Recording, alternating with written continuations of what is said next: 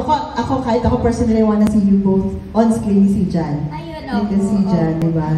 Sila yung nilalove team ko dati. Ako din po, pag tinatanong ako noon, bago po ako magbalik sa Dirty Limon, may mga interview. Sino daw yung nakikita ko, ka-love team ko, if ever magkakaroon ako ng love team? Sagot ko si Kuya. Kasi yung pagiging komportable po namin sa isa't isa, hindi na pinag-uusapan. Though open po ako sa lahat, pero iba kasi yung bond na meron kami ni Kuya Season.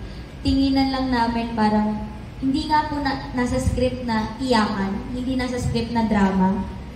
Pag ganun yung bigay niya, ganun yung matatanggap ko, batuan po kami. Isang example po yung closure scene ni Roxy and Tim, yung sa prom ba yun, or ball. Hindi po yun yung blinak ng director. Hindi po talaga. Ang blinak lang ng director, gusto lang ng director magmukhang matapang and nagre-repent siya. Pero hindi directly sinabi ng director na patulo ka, magpatulo ka ng luha, ilabas mo yung sa mata na naiiyak ka. Wala po. So nung nakita ko lang na ganun kabigat kay Kuya yung sinasabi niya, kailangan kong maintindihan na nabibigatan din si Tim.